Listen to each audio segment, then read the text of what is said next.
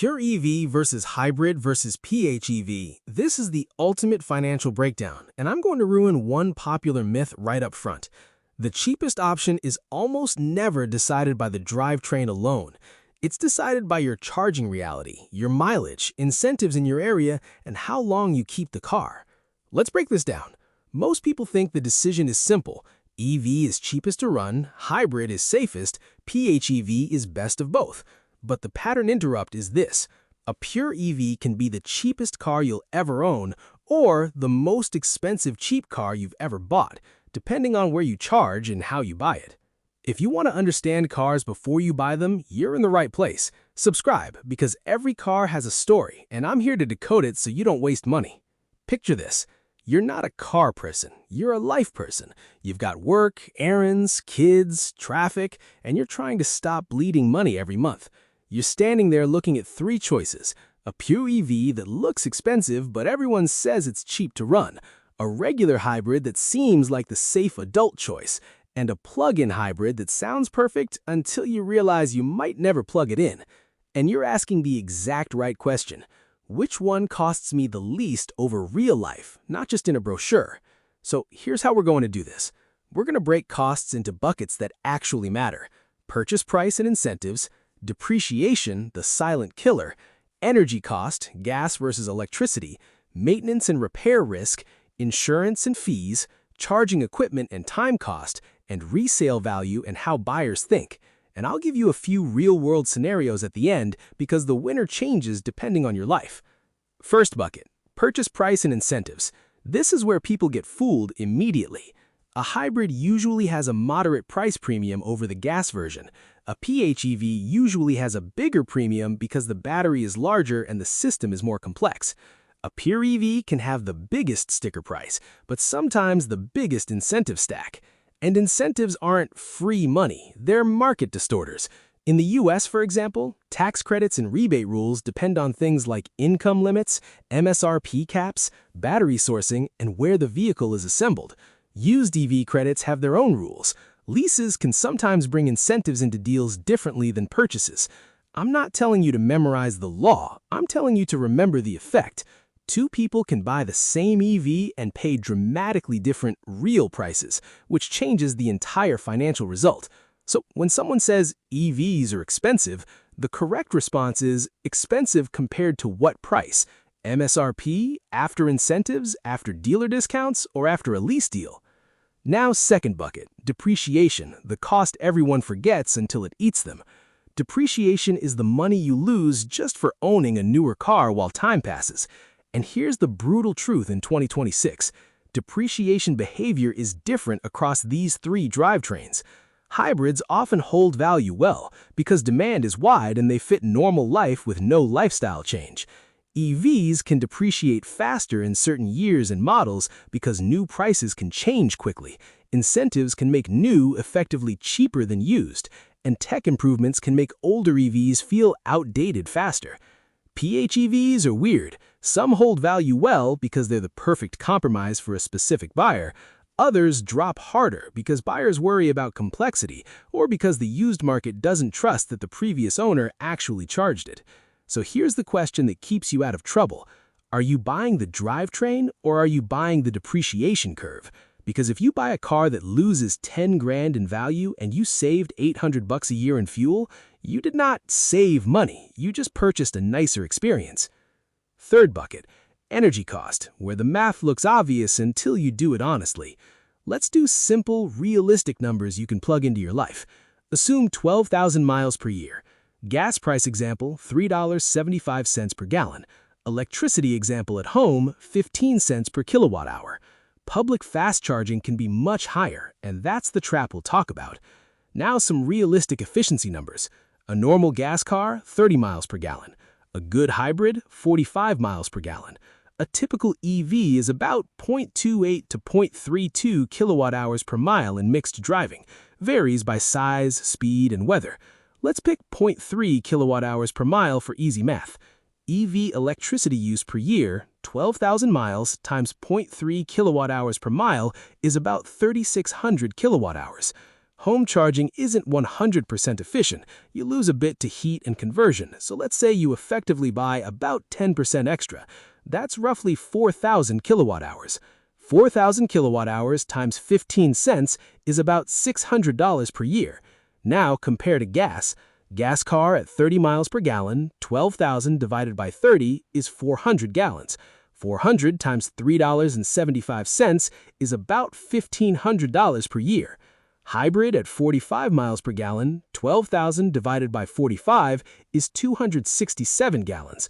267 times $3.75 is about $1,000 per year. So in this example, gas car fuel is $1,500 per year, hybrid fuel is $1,000 per year, EV energy is about $600 per year. That looks like hybrid saves about $500 per year over the gas car, EV saves about $900 per year over the gas car, EV saves about $400 per year over the hybrid. Now, here's the crazy part. Those savings are real, but they are smaller than most people expect compared to the price differences between these vehicles. If an EV costs you $6,000 more than a hybrid and you save $400 per year versus that hybrid, that's a 15-year payback before you even consider depreciation, insurance, tires, or charging equipment. So the energy math only wins if you drive a lot of miles, your electricity is cheap, your gas is expensive, or you got a great deal on the EV. Now let's talk about the hidden EV energy cost that nobody mentions: where you charge. If you charge at home at $0.15 per kilowatt hour, EV energy is cheap.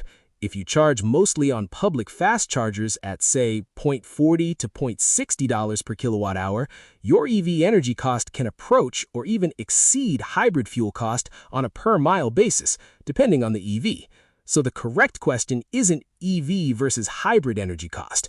The correct question is home charging EV versus public charging EV, because they are financially different vehicles. Fourth bucket: maintenance and repair risk, what a mechanic actually sees. This is where the internet gets too extreme. EVs are often lower maintenance in routine terms. No oil changes, no spark plugs, no exhaust system. Regenerative braking can reduce brake wear. But EVs can have higher event cost if something major happens out of warranty, and some repairs can be more specialized. Hybrids have routine engine maintenance plus hybrid components. Oil changes, filters, coolant, plugs on schedule. But Toyota-style hybrid systems in particular have a strong long-term record when maintained. PHEVs have the most stuff. You have the engine system and the EV system. More cooling loops, more software complexity, a larger battery than a standard hybrid. In most cases, that means more potential failure points over a long ownership horizon, even if the vehicle is reliable overall. Here's the trust moment. None of this means don't buy any of them. It means your risk profile changes.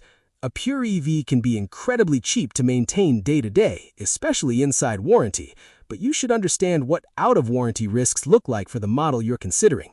A hybrid is often the most predictable long-term appliance car financially. A PHEV can be the cheapest or the most wasteful, depending on whether you actually use the plug. And that leads to the single most important PHEV financial truth. A plug-in hybrid only pays you back if you plug it in. If you don't plug it in, you're basically hauling a heavy battery around and getting regular hybrid efficiency at best, sometimes worse, while you paid the PHEV premium up front. Fifth bucket: insurance and fees, the stealth monthly cost. Insurance is not sexy, but is real. In many cases, newer, more expensive vehicles cost more to insure.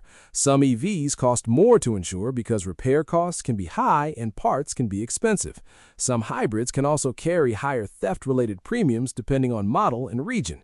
So, before you decide EV is cheaper, get an insurance quote, because I've seen people save $70 a month in fuel and spend $80 more in insurance, then act confused.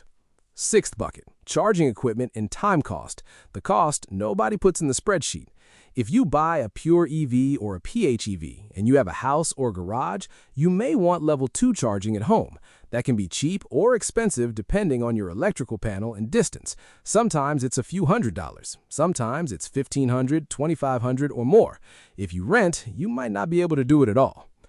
And time matters.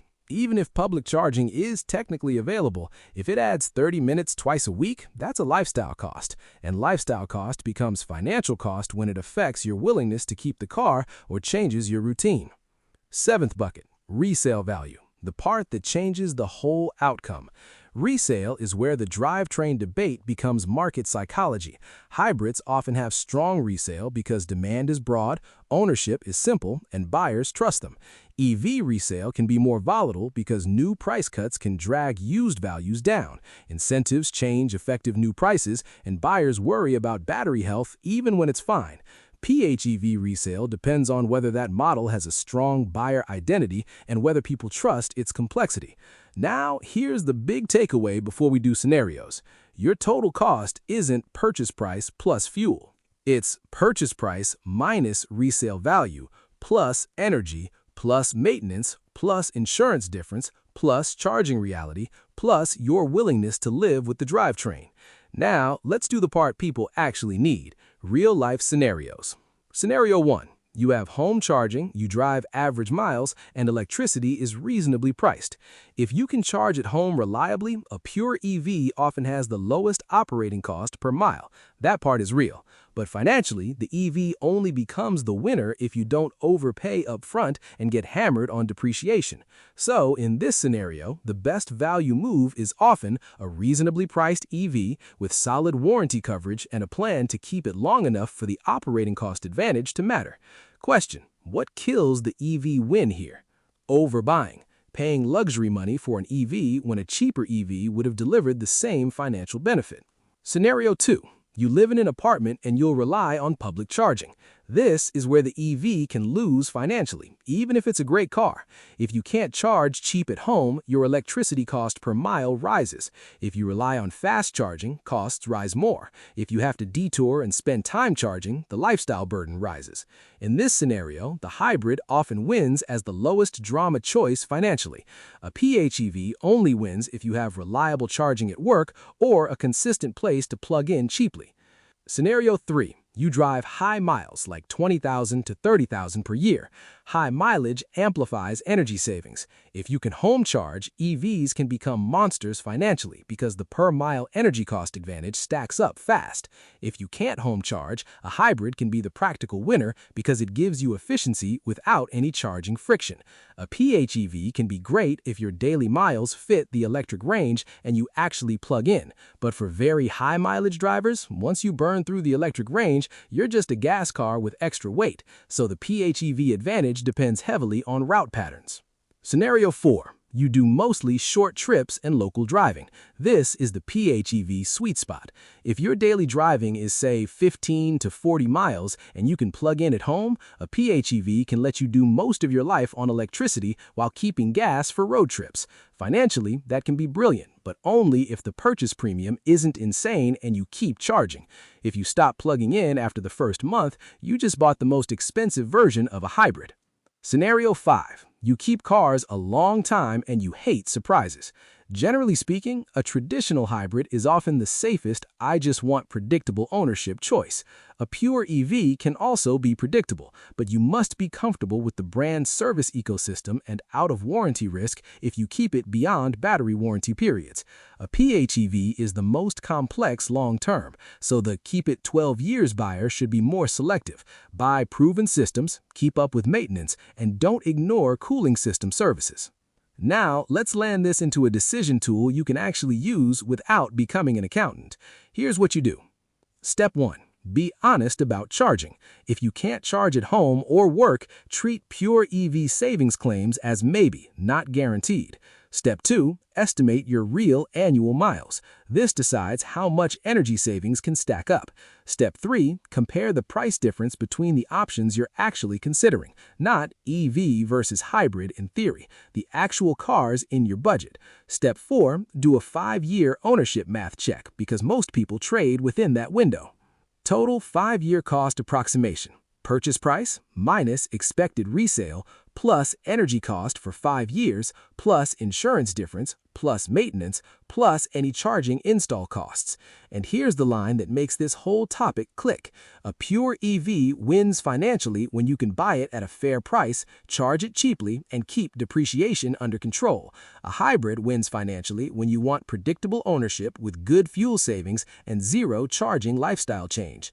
A PHEV wins financially when your daily driving fits the electric range and you actually plug in. Otherwise, it's the easiest way to overpay for a compromise you're not using.